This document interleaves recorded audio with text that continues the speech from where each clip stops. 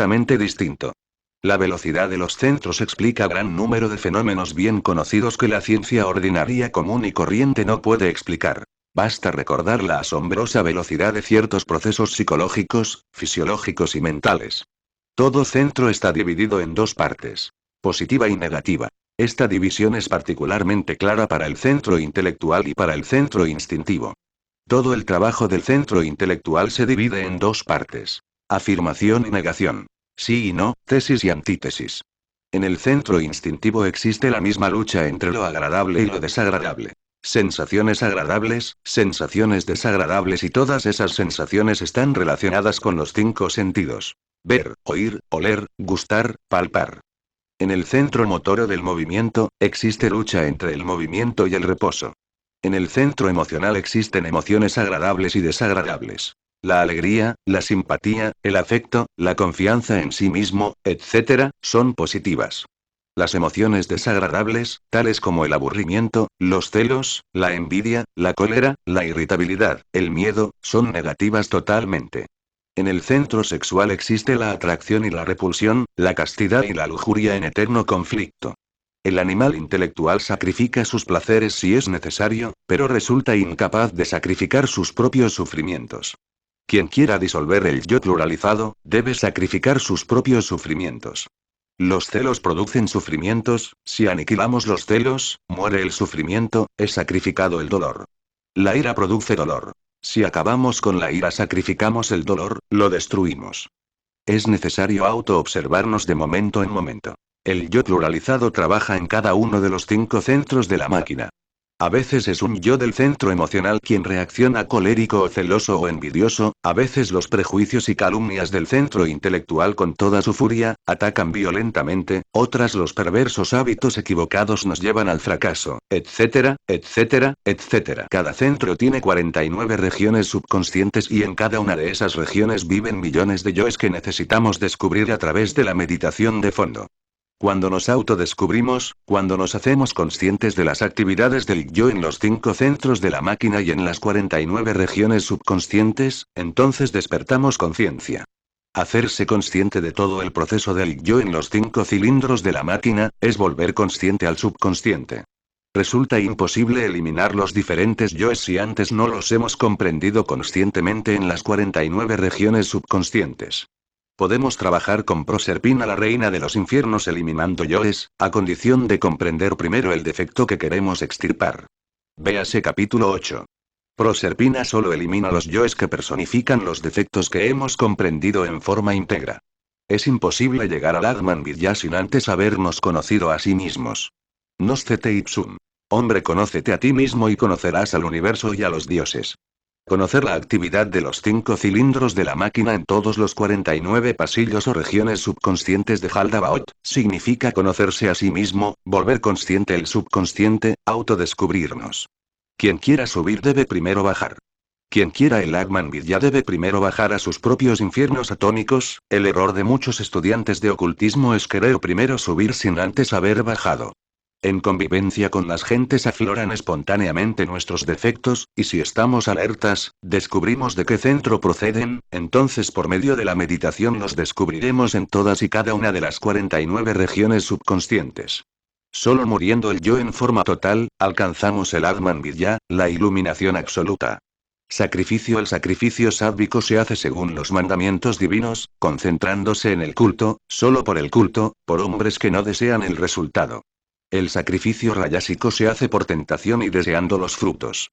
El sacrificio tamásico se hace siempre contra los mandamientos, sin fe, sin los mantram, sin caridad para con nadie, sin amor a la humanidad, sin ofrecer el óvulo sagrado a los sacerdotes o gurús, etcétera, etcétera, etcétera. El tercer factor de la revolución de la conciencia es el sacrificio, pero el sacrificio sádvico, sin desear el fruto de la acción, sin desear recompensa. Sacrificio desinteresado, puro, sincero, dando su vida para que otros vivan y sin pedir nada en recompensa. El lector debe volver a estudiar la lección de Virgo, capítulo 6, para que comprenda bien lo que son las tres gunas de la Prakriti, llamadas Sattva, Rajas y Tamas. La ley del logo solar es sacrificio. Él se crucifica en el amanecer de la vida en todo nuevo mundo que surge del caos, para que todos los seres tengan vida y la tengan en abundancia. Todo aquel que ha llegado al nacimiento segundo, debe sacrificarse por la humanidad, levantar la antorcha bien en alto para enseñar a otros el camino que conduce a la luz. Aquel que se sacrifica por la humanidad, alcanza la iniciación venusta. Es urgente saber que la iniciación venusta es la encarnación del Cristo en el hombre. Quien encarna al Cristo en sí mismo, tiene que vivir todo el drama cósmico. La iniciación venusta tiene 7 grados, comienza con el acontecimiento de Belén y termina con la muerte y la resurrección del Señor. Quien alcanza la iniciación venusta se convierte en un Cristo también. Solo con los 3 factores de la revolución de la conciencia se llega a la iniciación venusta. Práctica. El signo de Acuario gobierna las pantorrillas. Los brasileños llaman a las pantorrillas ventre las piernas, vientre de las piernas, y no se equivocan, porque seriamente las pantorrillas son un vientre magnético maravilloso. Las fuerzas que suben de la tierra después de pasar por el cedazo de los pies, llegan a las pantorrillas en su camino ascendente y allí se encuentran con las fuerzas que descienden de arriba del cielo, de Urano. Las fuerzas que suben y las que bajan, en su encuentro magnetizan en forma intensa a las pantorrillas. Por eso estas realmente se encuentran cargadas de erotismo. Ahora nos explicaremos por qué los animales intelectuales se sienten tan atraídos por las pantorrillas bien formadas de las mujeres. Durante el signo de Acuario los discípulos y discípulas deben hacer pases magnéticos con sus 2 manos sobre sus pantorrillas desde abajo hacia arriba, con el propósito de magnetizar poderosamente las pantorrillas, con el vivo anhelo de cargarse con las fuerzas extraordinarias de la constelación de Acuario. Estos pases magnéticos deben combinarse con la siguiente oración. Fuerza pasa, penetra en mi organismo, asciende a unirte con tu hermana, la corriente que viene de arriba, del cielo, de Urano. Urano y Saturno son los planetas que gobiernan a la constelación de Acuario. Urano es un planeta totalmente revolucionario. Entre los minerales de Acuario se destaca especialmente el uranio y el plomo. Piedra de Acuario, el zafiro, también la perla negra, por cierto muy difícil de encontrar, mas no imposible. A las mujeres de Acuario no podemos aconsejarles que se casen jamás con un hombre taurino, porque serán desgraciadas toda su vida. Los nativos de Acuario tienen gran disposición para las ciencias naturales, medicina, química, botánica, astrología, biología, astronomía, etcétera, etcétera. Los nativos de Acuario son cada uno revolucionario a su modo, en su vida, en sus costumbres, en su casa, fuera de su casa, etcétera, etcétera, etcétera. Los nativos de Acuario se destacan como paladines, algunos en grande, otros en pequeño, pero todos tienen una marcada tendencia a ser paladines. Acuario es el signo del genio, donde Saturno, el anciano de los cielos, aporta la profundidad que le caracteriza y Urano, el planeta revolucionario, lanza sus rayos sobre la humana especie. Los acuarianos de tipo superior son altruistas, filantrópicos, bondadosos, fieles en la amistad, sinceros, saben seleccionar sus amistades, por instinto. Por intuición conocen las personas y quieren siempre fraternidad, humanidad.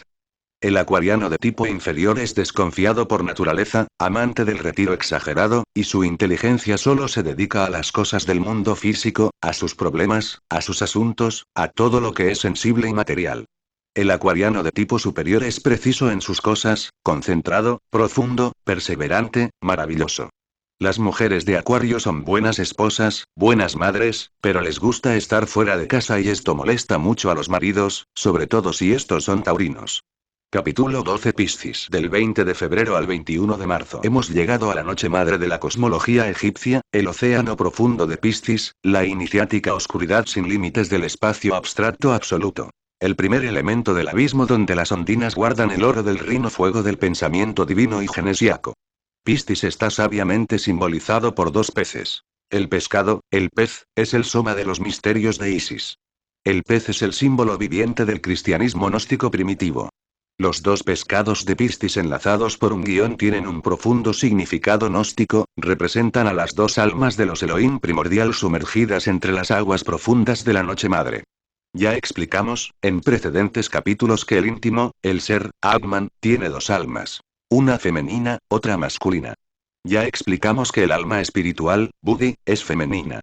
Ya dijimos y lo volvemos a repetir, que el alma humana, mana superior, es masculina.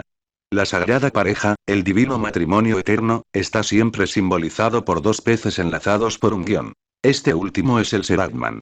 La sagrada pareja, los 2 peces eternos, trabajan entre las aguas del abismo cuando llega a la aurora del Manvantara.